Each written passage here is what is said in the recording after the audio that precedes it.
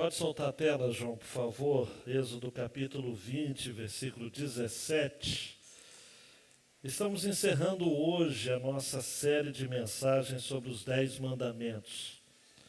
Na quinta passada tivemos aquele imprevisto com o nosso computador. É a única mensagem que não tem no YouTube. Só quem esteve aqui é que ouviu sobre o não dê falso testemunho contra o seu próximo.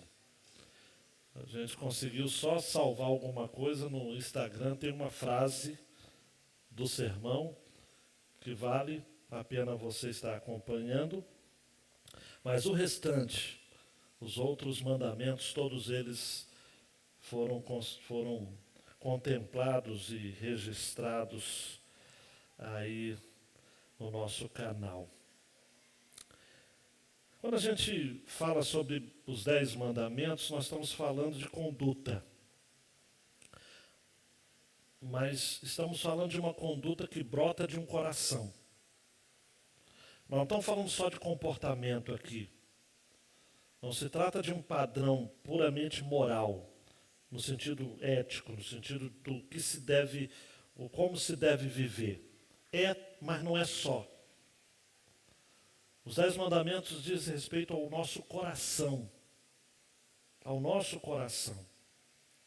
E esse mandamento que nós vamos estar trabalhando agora, diferentemente dos outros, ele não pode, por exemplo, ser atestado ou verificado por alguma ação externa. Deixa eu explicar.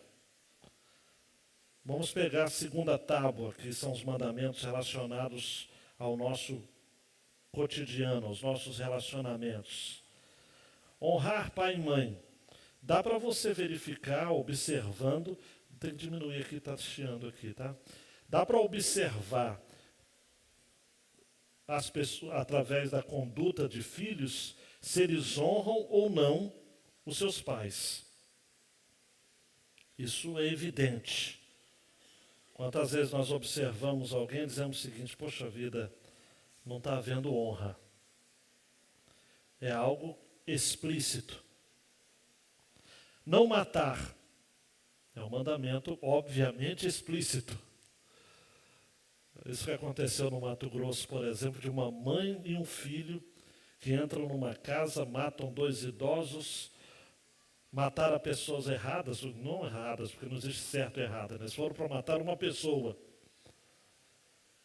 E aproveitaram imagens recentes descobriram de que a moça olhou para a câmera e ainda sorriu. Não é? Então é uma coisa explícita. Não cometer adultério também é uma coisa explícita, mais cedo ou mais tarde se descobre. Não furtar também não é algo que se tem muito que perceber subjetivamente.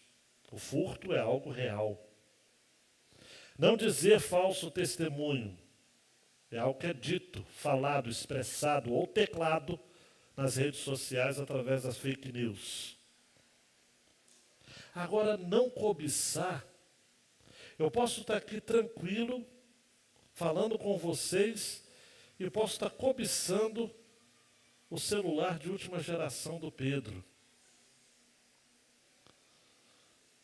Ou cobiçando o carro do André Bernardo.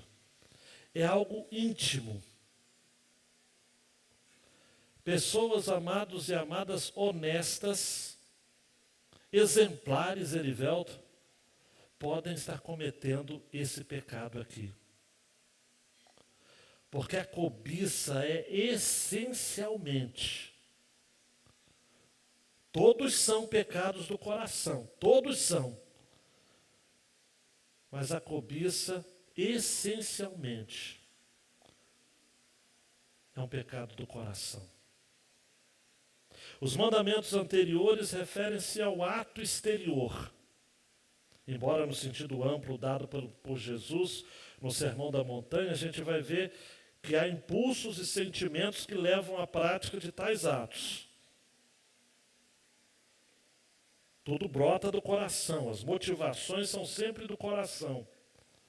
Mas nesse caso em específico, o desejo cobiçoso, a indulgência no pensamento de querer ter o que o outro tem, é aquilo que dá luz o pecado, conforme Tiago 1,15. A cobiça, depois de haver concebido, dá luz o pecado, e o pecado, uma vez consumado, gera morte. Há uma diferença didática que eu vou estar mostrando aqui para vocês entre cobiça e inveja. Inveja é você desejar ser quem o outro é. Vem do latim in contra, veja, olhar contra. Você olha contra algo que a pessoa tem, ou melhor, é, e você deseja ser também. E por isso você olha contra. A inveja é um sentimento também diabólico, porque você desdenha, você olha contra, você fala mal, você de alguém a quem você nutre esse sentimento de ambição desmedida de ser quem o outro é. A cobiça, ela é extremamente material. É você desejar ter o que o outro tem. A coisa é tão danosa que é o único mandamento aqui que a ordem é dada 2 vezes. Repara comigo no versículo 17.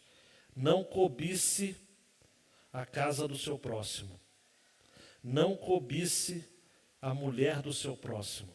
Repete aqui. Nem o seu servo, nem a sua serva, nem o seu boi, nem o seu jumento, nem coisa alguma que pertença ao seu próximo. Para você que é meio sensível a algumas questões, em Deuteronômio, no capítulo 5, mesmo Moisés, só que em um outro momento, ele vai inverter somente a lógica, colocando a mulher primeiro e a casa depois. É uma atualização, uma correção de rota, porque nesse momento da história em que o povo estava caminhando no deserto, não tinha ainda terra, não tinha casa. Casa aqui pode estar significando também família.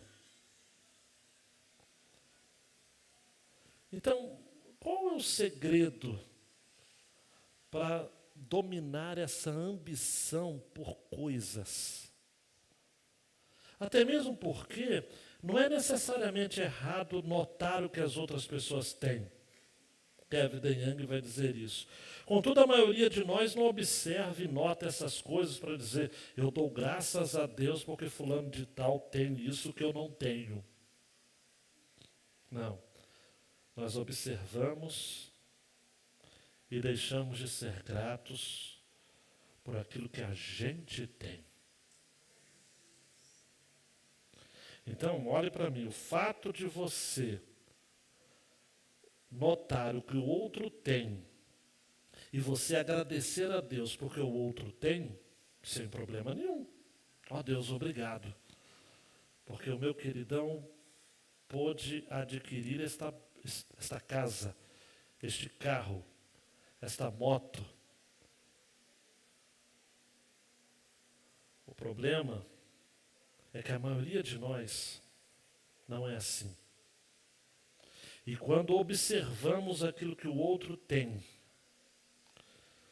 desejando ter o mesmo, nós esquecemos de olhar em volta e contemplar tudo aquilo que nós já temos. Por quê? Porque falta contentamento. Por isso, João Renato, a chave para entender esse texto é o nosso contentamento em Deus nos faz dominar a nossa ambição por termos aquilo que Deus ainda não nos deu. Deus ainda não lhe deu. Eu já disse isso aqui, mas é simples, não preciso nem desenhar para você. Se Deus se compromete, e Filipenses vai dizer isso, a lhe dar, a lhe suprir todas as suas necessidades, se você não tem, é porque você não precisa. Você precisa se contentar com aquilo que Deus está lhe dando. Um autor católico chamado Francisco de Sales disse assim: não semeie seus desejos no jardim de outra pessoa, mas cultive bem o seu próprio. Não deseje ser o que você não é, mas deseje ser muito bem o que você é. Ocupe seus pensamentos em torná-lo perfeito e em carregar as cruzes, pequenas ou grandes, que você encontrará. Quando você cobiça algo que o outro tem, ou você, bem próximo a isso, né? Já expliquei, bem próximo, embora diferente, mas bem próximo, quando você inveja o modo como a pessoa é, você está deixando de ser grato a Deus pelo que Ele lhe dá e por quem você é. E você está fazendo um juízo muito errado da pessoa a quem você cobiça ou inveja. Porque você não sabe o que a pessoa, de repente, sacrificou para possuir aquilo. E você também não sabe que aquilo que a pessoa tem nem sempre é suficiente para deixá-la feliz. Você diz assim: eu seria feliz se eu tivesse tal coisa. Essa é uma das maiores mentiras que Satanás tem implantado no coração das pessoas. Ou quando você cobiça a mulher do seu próximo, ou o marido do seu próximo, da sua próxima, ou um determinado empregado, empregada, ou ninguém vai cobiçar boi de ninguém aqui, mas é um carro, ou um jumento, né? Um veículo, um bem, algo que pertence ao seu próximo. Deus quer que você esteja contente com aquilo que Ele lhe dá. Aprenda isso. Se você for ver no texto de Filipenses, que é o texto do contentamento, se você folhear a sua Bíblia até lá, no capítulo 4, a partir do versículo 11, que a gente vai estar vendo isso em outro momento também, diz assim: olha, eu digo isto não porque esteja necessitado, porque aprendi a viver contente. Diga, aprendi a viver contente. Aprendi a viver contente. Em toda e qualquer situação. Sei o que é passar necessidade. Sei também o que é ter abundância. Aprendi o segredo de toda e qualquer circunstância. Tanto de estar alimentado, como de ter fome. Tanto de ter em abundância, como de padecer necessidade. Tudo posso naquele que me fortalece. Por que você deve estar contente? Primeiro, porque Deus manda. Hebreus 13:5 diz: aprendam, ou melhor, contente-se com as coisas que vocês têm. Porque Deus disse: de maneira alguma deixarei você, nunca jamais o abandonarei. Ao longo da sua história, o Senhor tem suprido daquilo que você precisa. Mas há dentro do coração humano uma insaciedade animal. É famosa aquela entrevista que John Rockefeller deu, que foi o primeiro milionário no mundo, aquele empresário americano, e perguntaram para ele, quanto será o bastante? E ele respondeu, só mais um pouco. A despeito de tudo que ele tinha, ele disse, só mais um pouco. A alegria é inseparável do contentamento. É uma companheira inseparável. A alegria, diante daquilo que Deus lhe dá, é fruto da confiança de que você não está no controle da sua vida. Deus é quem está. Você só consegue se alegrar quando reconhece e se deleita na soberania de Deus.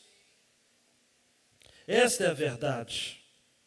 Se Ele, segundo a sua riqueza em Cristo Jesus, vai suprir aquilo que você precisa, se alegre. Daí, Filipenses vai dizer, o texto clássico, Filipenses 4:4, alegre-se no Senhor. Outra vez vos digo, alegre-se. O contentamento também, queridão e queridona, é um tesouro de valor inestimável. A pessoa que é contente, ela vive melhor. Além de viver com alegria, que é companheira inseparável do contentamento, ela sabe que a eternidade é que importa. Paulo vai dizer a Timóteo, em 1 Timóteo 6 e 7, que a grande fonte de lucro é a piedade com contentamento. Porque nada trouxemos para este mundo, nem coisa alguma podemos levar daqui. O irmão João Batista, antes de cantarmos um hino, lembrou de Jó. Jó disse isso para sua mulher, se nós recebemos as coisas boas de Deus, por que não vamos receber as coisas más? Eu estou tão contente com Deus, Jó, era o mesmo dele dizer, com as coisas boas que Ele me dá, que eu vou receber as coisas boas como presentes. Por quê? Porque a principal riqueza que o homem tem não é a sua condição exterior. Olhe para mim. Mas é a condição interior. E diante disso, o mundo não vai poder ir roubar esse contentamento. Nenhuma crise. É famosa também aquela história de um empresário que perdeu tudo naquele incêndio que teve em Chicago. E ele reúne a sua família e vê as chamas consumindo o seu empreendimento, que durou a vida toda para ele levantar. E ele olhou para a família e disse o seguinte, perdemos tudo, mas ainda tem a nossa família. Amanhã a gente recomeça o trabalho. Essa é a pujança, a força de um espírito contente. Eu não quero ficar brincando com as palavras aqui, mas não estou falando de... contentamento não é resignação, tá? Resignação é aquela coisa de, eu estou sofrendo, mas eu vou aguentar, porque a vida é difícil. Não. É estar contente, é estar pleno, satisfeito com o que Deus dá. Eu não sei se nesse auditório alguém já teve experiências de ter que colocar café com farinha e comer no café da manhã porque não tinha nada. Não é porque é gostoso, é porque não tinha nada. Até que é bom, mas uma coisa é você comer porque você quer comer. Mas Deus, em pouco tempo depois provinha, surpreendia. Meu pai, em 50 anos de ministério, amados, como eu já disse no início, um outro período, uma outra história, a gente tinha histórias que a gente vivia. E olha que nós éramos em 4 filhos. Somos, né? Pela graça de Deus. E crianças. Ali nós tínhamos a certeza de que Deus era o Deus que provia. Nós não deixávamos de orar antes das refeições, e não é porque é um hábito, até hoje a gente faz isso lá em casa, não é porque é uma religião, é porque a gente sabe que aquele arroz, que aquele feijão, que aquela mistura quando Deus sempre providencia algo de diferente, é porque é Deus quem dá. A oração do Pai Nosso não tem aquela oração, a oração do Pai Nosso não tem a parte do pão nosso de cada dia. Por que é pão? Porque é o alimento básico, né, Fabiano? Da família. Rico, pobre, tem pão. E o Augusto Nicodemos, para brincar, diz assim, e Deus é tão bom que de vez em quando manda um pudim.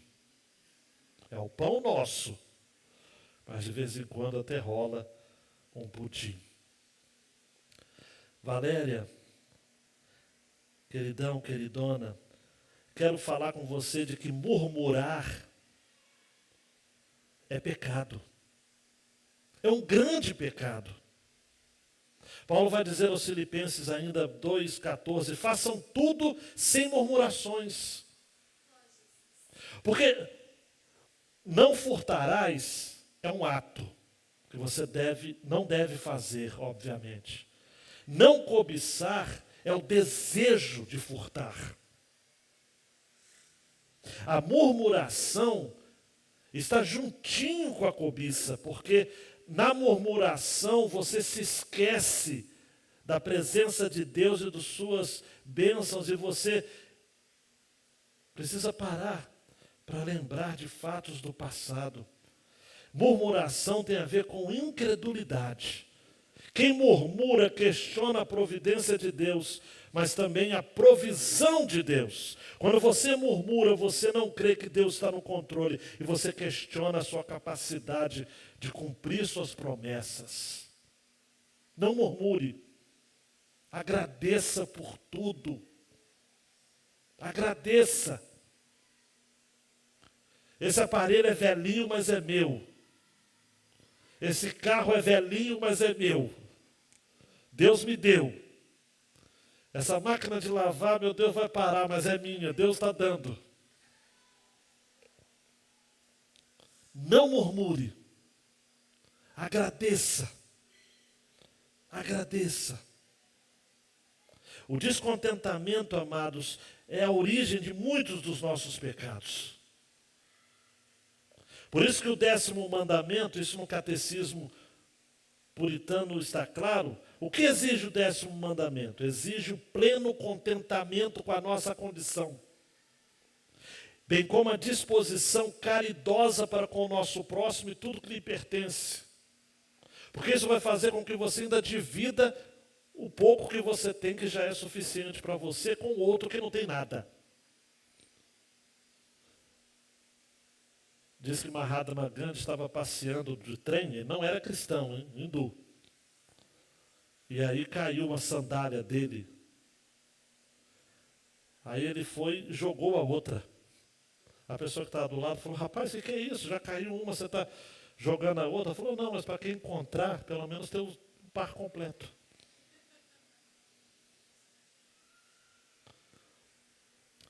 O 10º mandamento diz isso. Além de você se contentar com a sua condição, olhe para mim, você se dispõe caridosamente para ajudar o outro. Por isso que o que proíbe o 10º mandamento? O catecismo puritano responde. Proíbe o descontentamento com a nossa condição, o movimento de inveja ou pesar à vista da prosperidade do próximo, e todas as tendências ou afeições desordenadas a alguma coisa que lhe pertence. Para de desejar aquilo que Deus não lhe deu. Pare. Encontre prazer naquilo que Ele deu. Isso. Treine o seu coração e aprenda a estar contente com aquilo que Deus lhe dá. E quando Deus nos faz novas criaturas em Cristo, Ele não nos dá a si mesmo. E aí a gente pode levantar as mãos e recitar o Salmo 42, 1. Assim como a corça suspira pelas correntes das águas, assim por ti, ó Deus, suspira a minha alma. Quer ver mais um ponto que eu preciso destacar sobre a questão do contentamento? Um espírito contente demonstra a nossa humilde submissão à vontade de Deus. Porque a gente passa a entender que tudo aquilo que a gente passou foi importante para a gente ser quem a gente é hoje. A gente não tem muito valor, essa nova geração precisa aprender muito a valorizar o trabalho, a perda, o sacrifício. Quem tem filho como eu, a gente gasta saliva falando para o filho, olha filho, seu tempo hoje... É igual, voltando a falar com o meu pai, esses dias atrás, conversando com ele, ele perguntou, filho, como é que está o João? Eu falei, não, pai, está bem, está saindo de casa, já estava morando em Niterói, mas graças a Deus a gente conseguiu alugar um local legal para ele, graças a Deus, comprando as coisas e tudo. Eu não deveria falar, mas acabei falando, essas coisas que você...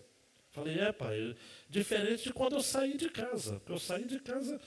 Eu não tinha nada e tal, não sei o quê. Aí eu vi que ficou silêncio a linha telefônica. Aí eu falei, caramba. Mas ele só falou assim, meu filho, mas é outro tempo, a gente não podia te dar mais do que a gente deu, que não sei o quê. Eu falei, caramba, falei demais. É claro que Jesus vai dizer isso em Mateus 5, não é? Qual é o pai que não deseja dar boas coisas aos seus filhos? Qual o pai que o filho vai pedir pão, ele vai dar pedra? Qual o pai que o filho vai pedir peixe e ele vai dar uma serpente? Qual o pai? É claro que todo pai deseja dar boas coisas aos seus filhos. A questão é que cada um ao seu tempo, de acordo com as suas possibilidades. E a gente precisa analisar, porque aquilo que eu não tive quando eu saí de casa, me fez ser quem eu sou hoje. Com todas as dificuldades que eu passei saindo de casa para estudar fora com 15 anos de idade. Meu filho hoje está saindo com quase 20. Saiu com 19. Outro tempo. Paulo vai dizer também a Filipenses, eu quero que vocês saibam que as coisas que me aconteceram contribuíram para o progresso do Evangelho. Uau! Paulo diz assim, olha, está lá em 1:12, né? Tudo que me aconteceu, eu fui preso, torturado. Enfim, tudo contribuiu para o avanço do Evangelho. Sem contentamento, a gente não experimenta a paz de Deus, amados. A pessoa que é descontente, ela nunca fica em paz. Ela está sempre agoniada. A paz de Deus que excede todo o entendimento, em Filipenses 4:7, é ela que guarda o nosso coração e a nossa mente. E um espírito contente é um espírito que adora. Por que Jó adorou João? Porque ele estava satisfeito. Um puritano vai dizer que a adoração não é fazer o que agrada a Deus, é agradar-se do que Deus faz. Adoração não é fazer o que agrada a Deus apenas, é agradar-se do que Ele faz. Por isso que, João Renato, dando um clique, nós precisamos tomar muito cuidado com o perigo das nossas ambições erradas. É claro que, pastor, existe a ambição certa, claro. Eu tenho ambição de crescer, eu estou estudando, estou fazendo o meu 2º mestrado. Você também deve estar ansiando fazer alguma coisa, ou crescendo na sua profissão, ou quer ser dono do seu próprio negócio, ou quer montar a sua empresa, quer fazer a sua faculdade. Ambição, mas cuidado com a ambição errada. Aí você fala, mas pastor, me ajuda aí, o que é ambição errada? O que seria essa cobiça que Êxodo está falando, que Deus está falando nos 10 mandamentos, no 10º mandamento? Preste atenção. É possuir no coração aquela intenção oculta, que mais tarde se manifesta em ações concretas de furto e de roubo. Todo ladrão começa com a cobiça. E eu não estou falando só de ladrão desses perrapados, não. Também dos ladrões chamados grandes. Santo Agostinho disse de que a raiz da cobiça é desejar mais do que é suficiente. Alguém já disse, queridão, queridona, de que o problema da cobiça não está apenas em desejar ter mais, mas é desejar ter mais daquilo que é do outro. A cobiça, ela está misturada com outros problemas gigantes, como ganância, inveja, ciúme, ressentimento. E isso desemboca em outros pecados, como ansiedade, autoimagem distorcida, como bulimia, anorexia, medo, adultério, ira, assassinato, mentira, furto, desonra, desonestidade, imoralidade sexual. Por que o jovem rico, está lá em Lucas, se eu não me engano, Lucas capítulo 18, por que aquele jovem afastou-se? E diz o texto que era porque ele tinha muitas riquezas. Ele cumpria os mandamentos. Mas se você for reparar, o único mandamento que Jesus não cita para ele é justamente não cobiçarás. Em Lucas 18 a 21. Certo homem de destaque perguntou a Jesus: bom mestre, que farei para herdar a vida eterna? Como ele era rico, ele pensava tudo no ponto de vista financeiro. Jesus respondeu: por que você me chama de bom? Ninguém é bom a não ser um, que é Deus. E aí Jesus dá cola para ele, né? Você conhece os mandamentos? Não cometa adultério, não mate, não furte, não dê falso testemunho, honre seu pai e sua mãe. Eu tenho para mim, amados, digo eu, não o Senhor, que Jesus, ele não ocultou o 10º mandamento, não deu tempo dele falar, porque o jovem disse: tudo isso tenho observado desde a minha juventude. Ele cortou Jesus. E aí Jesus então não se fez de rogado e disse, versículo 22, uma coisa ainda falta a você. Venda tudo que tem, dê o dinheiro aos pobres, e você terá um tesouro nos céus, depois vem e siga-me. Eu te dou uma caixa de bombons, se você descobrir nos evangelhos Jesus pedindo a mesma coisa que ele pediu aqui para uma outra pessoa. A caixa de bombons vai ficar comigo. Não tem. Porque não é padrão do evangelho você vender tudo que tem e dar aos pobres. Eu sei que teve gente aqui que disse, glória a Deus. Você não precisa. Aquele jovem precisava. E talvez você precise. Porque esse jovem não possuía riquezas. Ele era possuído por elas. As riquezas, amados, se tornam um ídolo. Esse negócio de dinheiro é coisa muito séria. Por isso que John Wesley dizia o seguinte: eu abro mão o mais rápido possível de todo o dinheiro que chega às minhas mãos, para que ele não alcance ou não encontre o caminho do meu coração. John Wesley era de uma família nobre, ele era também alguém que tinha bens, mas ele se contentou a viver com menos, porque ele não queria que o dinheiro fosse um ídolo para ele. O dinheiro, quando é um ídolo, amados, causa ansiedade no coração, desejo de enriquecer e um sentimento de falsa segurança proporcionado por aquilo que se tem. Por aquilo que se tem. Jesus disse, ninguém pode servir a dois senhores, ou há de odiar a um e amar o outro, ou se dedicar a um e desprezar o outro. E Jesus diz, vocês não podem servir a Deus e as riquezas. Em 1 Timóteo 6:9, Paulo vai dizer, os que querem ficar ricos cai em tentação, em armadilhas, em muitos desejos insensatos e nocivos, que levam as pessoas a se afundar na ruína e na perdição. Por isso, amados, que tem gente que é tão pobre, que só tem dinheiro. Só tem dinheiro. Ao rico insensato, em Lucas 12:15, Jesus disse, o Senhor Deus disse, né? Jesus disse, contando a história, e antes, dando a moral da história. A vida de uma pessoa não consiste na abundância dos bens que ela tem. Porque Deus disse em sonho àquele rico, louco, esta noite te pedirão a tua caderneta de poupança.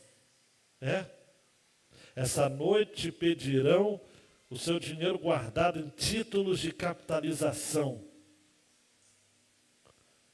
Esta noite te pedirão a tua alma.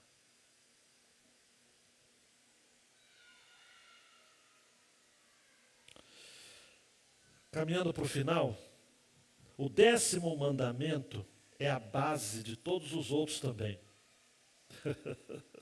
O primeiro mandamento é não ter outros deuses além do próprio Deus. E o último mandamento é não ter um olho cobiçoso, um olho cobiçoso. Os dois se fecham. Quer ver por quê? Pensa comigo aqui. Quem tem olho cobiçoso deseja além daquilo que Deus dá. Então ele vai buscar ter outro Deus com a finalidade que ele tenha mais. Ele faz pacto até com o diabo. Ou ele faz promessas e tudo, porque ele quer mais. Quem tem o olho cobiçoso manipula ídolos, porque quer demonstrar poder sobre entidades e seres humanos. Quem tem olho cobiçoso mente até utilizando o nome de Deus para conquistar coisas ou pessoas. Cuidado com gente que fica falando no nome de Deus, hein? Cuidado, hein? Olho cobiçoso. Olho cobiçoso trabalha sem parar, não tem sábado. Não tem descanso. O olho cobiçoso desonra as pessoas e até os pais, se isso for empecilho para suas conquistas. O olho cobiçoso mata. O olho cobiçoso adultera, inclusive na esfera conjugal. O olho cobiçoso rouba, pois seu desejo não tem limite. E por fim, o olho cobiçoso mente, ainda que cause dano moral ao próximo, só para conseguir seus prazeres de consumo. Dando 2 cliques, João Renato. Cuidado. A cobiça, amados, ela reflete um coração orgulhoso. Então, quando a gente quer lidar com o orgulho, a gente precisa cultivar. Primeiro, a gente precisa reconhecermos-nos orgulhosos. Vou repetir. Precisamos reconhecermos-nos orgulhosos. É o primeiro passo. Né? E aí a gente aprende aquilo que o Senhor fala. Humilhem-se debaixo da poderosa mão de Deus, para que Ele, em tempo oportuno, os exalte. Lance sobre Ele todas as suas ansiedades,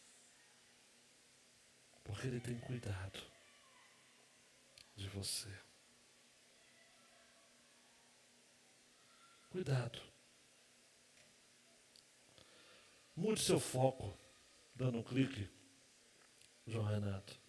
Para de viver essa perspectiva terrena, para viver uma perspectiva espiritual. Talvez, e a Jane Wickham vai dizer isso, o aspecto mais sombrio da cobiça é que ela mantém os nossos olhos apenas no plano horizontal. Quem é tomado por cobiça, pega o Salmo 121, que diz o quê? Eleva os meus olhos para os montes, de onde me vem o meu socorro, que fez. Mas quem é cobiçoso pega esse verso e traduz diferente. Baixo os meus olhos para a terra, de onde me virá o meu socorro? O meu socorro vem do mundo.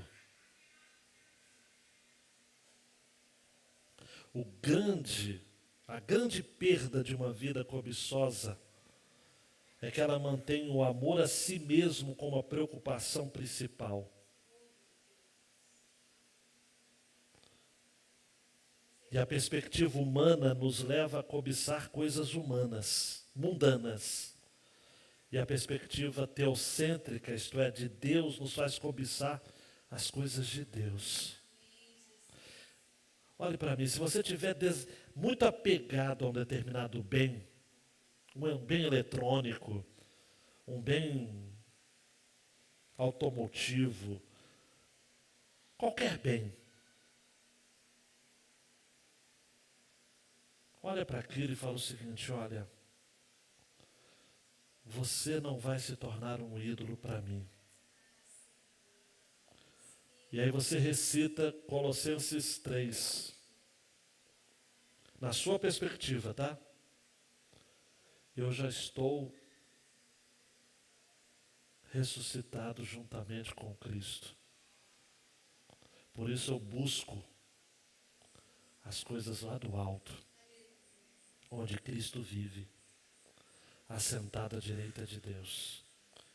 Eu penso nas coisas lá do alto e não nas que são aqui da terra. E aí só ora isso no quarto, porque quem não estiver ouvindo vai achar você estranho. Porque eu já morri. Vai pegar mal se alguém ouvir sem um entendimento, né? Porque eu já morri.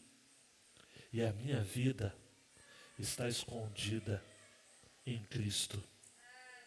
Com Cristo e em Deus.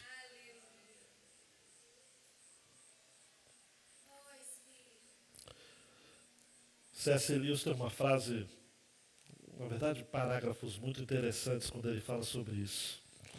Ele diz assim, olha, nós somos criaturas sem entusiasmo, brincando feito bobos e inconsequentes com bebida, sexo e ambições, quando o que se nos oferece é alegria infinita. Agimos como uma criança sem noção que prefere continuar fazendo bolinhos de lama num cortiço, porque não consegue imaginar o que significa a dádiva de um fim de semana na praia. Muito facilmente nós nos contentamos com pouco. Quando a gente percebe pessoas hoje se realizando com bebida, sexo, ambições, coisas materiais mundanas, eles se contentam com muito pouco. Queridão, queridona, muito pouco. Dedicando essa última tela aí, queridão, para todos nós, o nosso contentamento em Deus nos faz dominar a nossa ambição por termos aquilo que Deus ainda não nos deu. Eu não quero ter o que Deus não me deu. Eu quero desfrutar a vida com a esposa que Deus me deu. Eu quero estar feliz e satisfeito com a casa que Deus me deu. Com o carro que Deus não me deu. Com a vida que eu tenho. Eu quero terminar para dizer mais uma vez como esse mandamento fecha tudo. Em 2 Samuel 11, está a história de Davi. Você conhece muito bem. Davi cometeu vários mandamentos num piscar de olhos ali, naquele terraço do palácio, quando ele estava de olho na mulher de Urias. Primeiro, ele cobiçou a mulher do próximo. Depois ele comete adultério. Depois ele rouba a esposa do próximo. Depois ele comete assassinato. Mandou matar o marido dela. Depois ele dá falso testemunho contra o seu irmão. E tudo isso trouxe desonra aos seus pais. Davi descumpriu todos os mandamentos referente a amar o próximo como a si mesmo. E em tudo ele desonrou também a Deus. Para terminar, não existe pecado simples. E todo pecado tem um preço a pagar.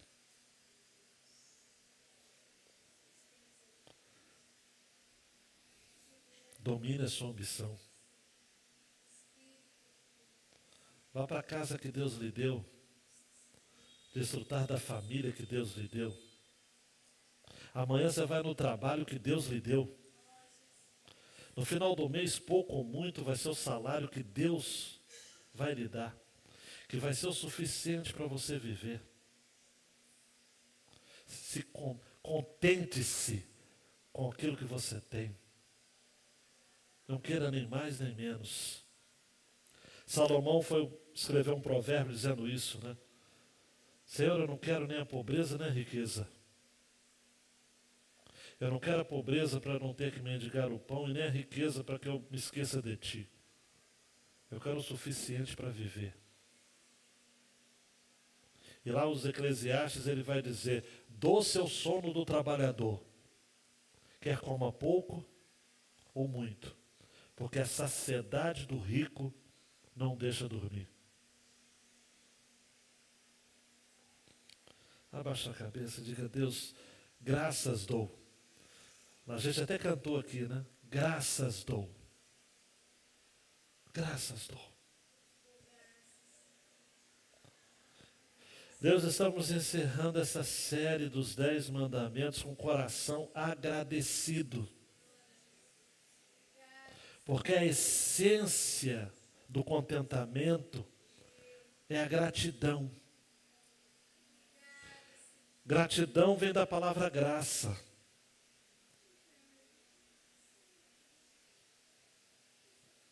Deus, o Senhor sabe daquilo que a gente precisa. E o Senhor se comprometeu em dar aquilo que é necessidade nossa. O Senhor não disse que supriria os nossos desejos. O Senhor disse que supriria as nossas necessidades. E todas elas estão postas diante do Senhor constantemente. Eu vejo aqui jovens, adolescentes, juniores, homens, mulheres, que precisam aprender isso. Eu não quero ter aquilo que o outro tem. Eu quero ser grato por aquilo que eu tenho. Porque foi o Senhor quem me deu. Eu não quero pecar contra o Senhor, sendo ingrato, murmurando. Deus, eu te dou graças por aquilo que o Senhor tem falado ao coração da tua igreja.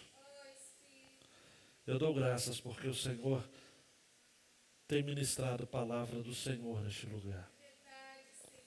Quem tem ouvidos, ouça o que o Espírito diz à igreja. No nome de Jesus. Amém. Ore silenciosamente, vou estar à porta para cumprimentá-lo, cumprimentá-la, que Deus abençoe.